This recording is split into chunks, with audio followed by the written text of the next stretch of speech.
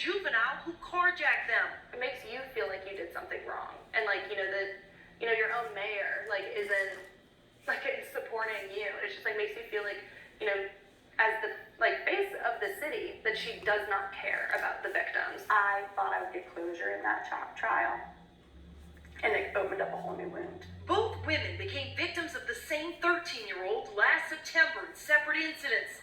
They say he was one of 3 young gunmen who threatened and robbed them.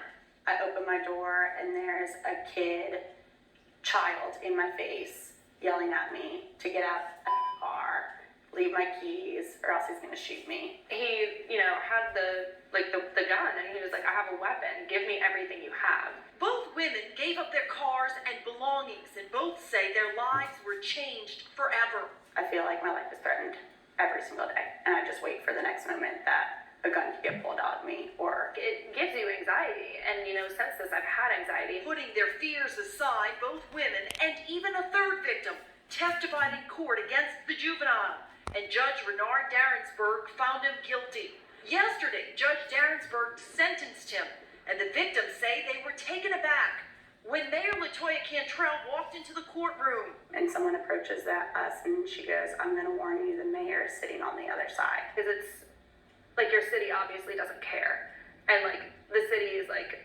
kind of just on the side of the attacker. The victims filled with emotions. Part of me is I'm upset, and then part of me is just angry. The judge told Fox 8 the public defender introduced the mayor as a character witness for the 13-year-old. While she didn't speak, the victims say the mayor sat next to the young attacker's mother as they read their impact statements to the court. I couldn't believe it. 3 women were there shedding tears and holding each other's hands and comforting each other, because all we had was each other about what happened. And she's over sitting next to the mom. And I'm looking at the situation and I'm confused. Did I do something wrong here?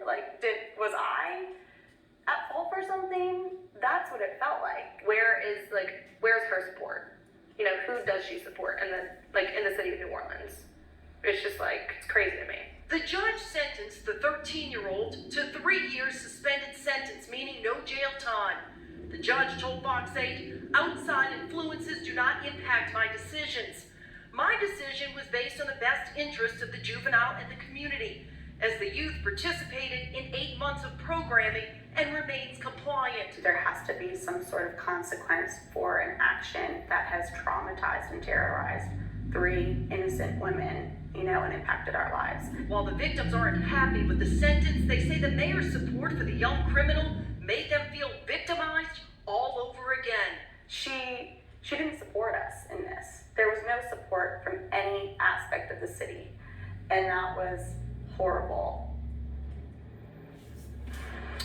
And that's Natasha Robin reporting. We reached out to the mayor to get a comment, but she has not responded.